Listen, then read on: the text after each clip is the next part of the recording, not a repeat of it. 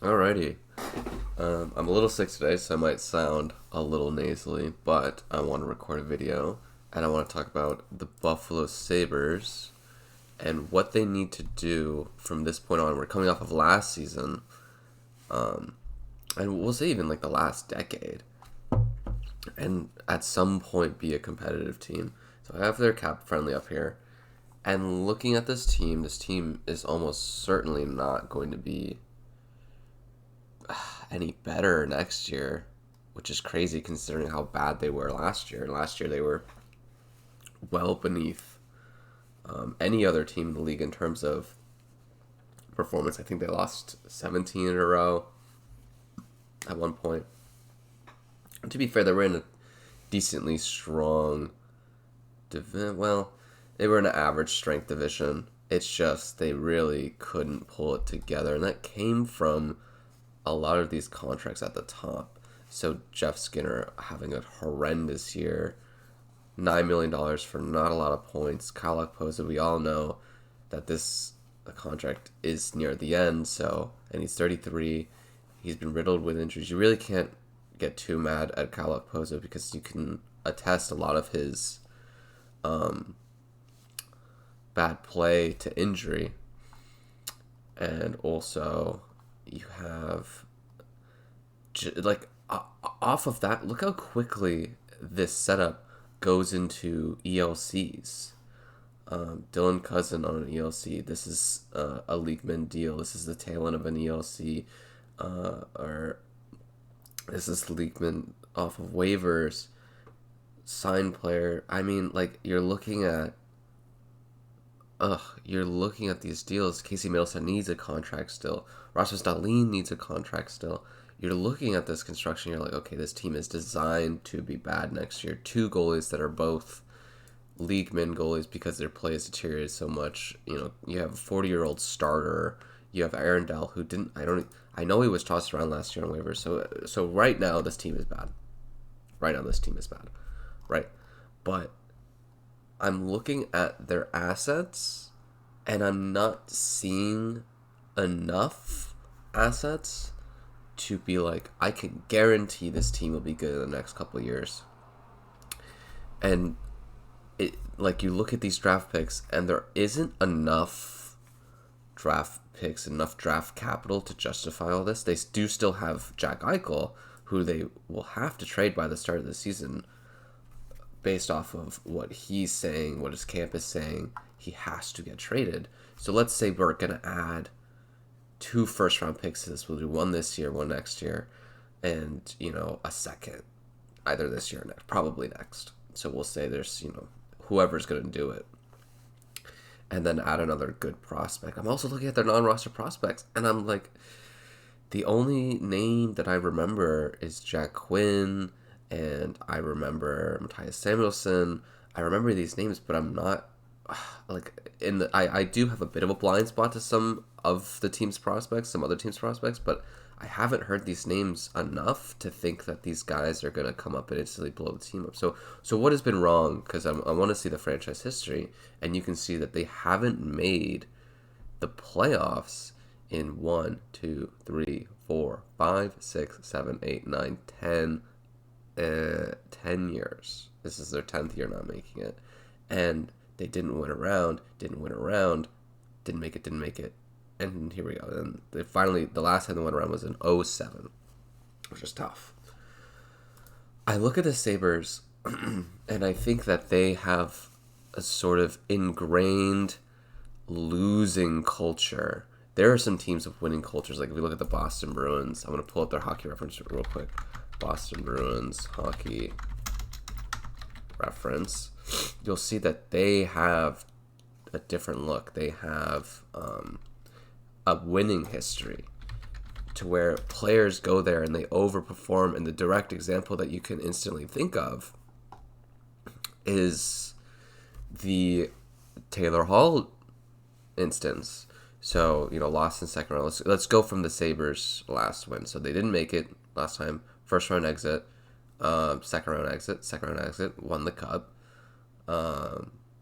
First round exit, lost in the final, lost in the second round, Didn't make it. Lost in the first round, lost in the second round, lost in the final, lost in the second round, lost in the second round. So this is like, we have some good years in here. We have consistent coaching.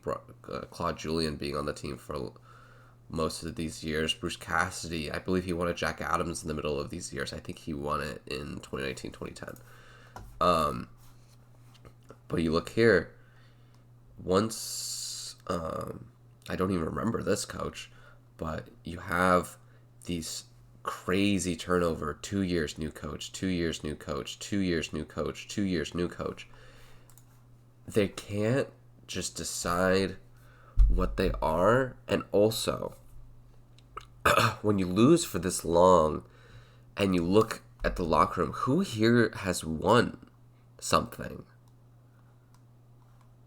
Craig Anderson had a deep run. Aaron Dell maybe was on the San Jose Sharks on one of their runs. Maybe. And those are your, goalies. Like, what are they going to do? Who are they going to lead? Like, you really want leaders by position. Anders Borg played for the Bruins. They've done stuff. Cody Eakin. Cody Eakin is your star in terms of success. Or Kyle Okposo. But you have a problem in that no one knows what this team is except for losers. Like, I want to say no one knows what this team is because that's kind of a basic thing, but I know what this team is. This team is full of losers. So you need to get away from almost everyone on this roster.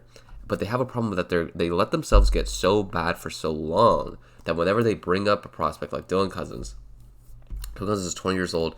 He is a good prospect. He's done well at the World Juniors and such, and done well almost everywhere he's gone. But then he plays for this team, and he can't do anything because it's all on him. He's like the only promising part of this team. It feels like when they kind of only bring up one guy at a time, and the new kid is always drowning on these teams. You saw that with Rasmus Dahlin. You saw that with Casey Middleset. Casey Middleset, I think, did a little bit better this year. But they're all like this, and it's very sad because the only thing they can do is blow it up and try again. And to give credit where it's due, Kevin Adams, honestly, everything he's done coming into this role has been good. I like a lot of the deals he made. I like, what was this deal? The Rasmus Ristolainen deal to get a second, and Isaac Rosen. And Robert Haig, I like this deal. I loved the Sam Reinhart deal, just grabbing Devon Levi's signing rights, and I don't know if they signed him though. But the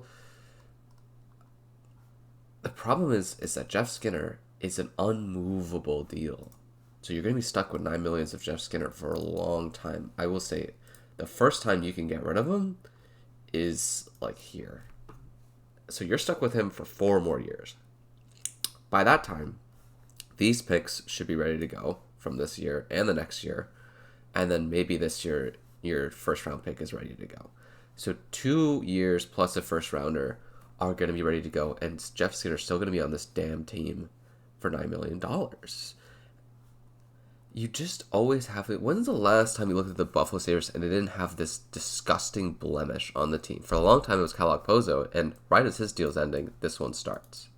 Not starts, but it's where we can't get away from these killer deals, like the Ville Leno deal. I'd like to think that they have as good a chance as any, but I don't like that they. So I have just a random Leafs one, but I'm going to change it to the Coyotes because I've said before that I see this. This is a team who's loading up. I would go as far to say that there's a Coyotes right now are in a better spot for rebuilding because the only long big contracts they have are Nick Schmaltz, who is 25 and he's played okay. Christian Dvorak's fine.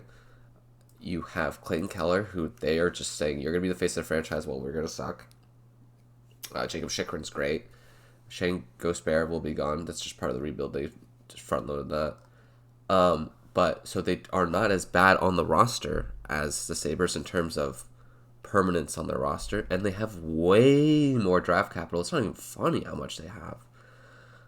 Um, and like you already know, like their goalies are better, even though they cost the same. Everything looks better here. So I really don't think that you can look at the Sabres and guarantee in your head that a couple years from now. So what do they need to do? I think um I'll tell you, I wouldn't want to have to do this.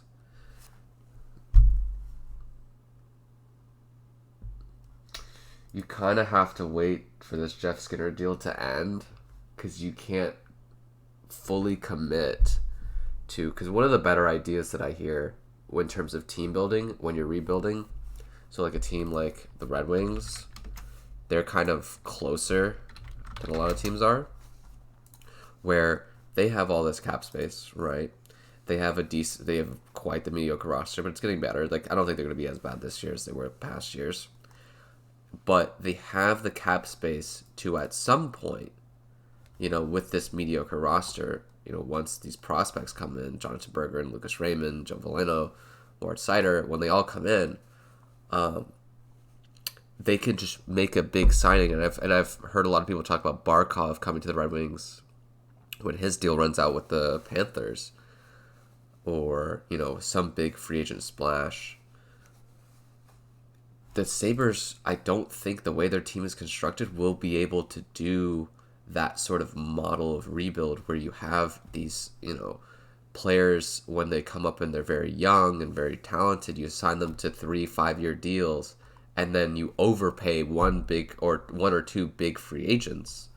Kind of like how, who's constructed like that? I would say Vegas is kind of close to that. Where they have, big free agent deal, but everyone else is kind of like on these good deals, on these good, normal, not super long-term deals. Except the William Carlson deal, I'll give them credit. Thank God they kept someone from that original roster.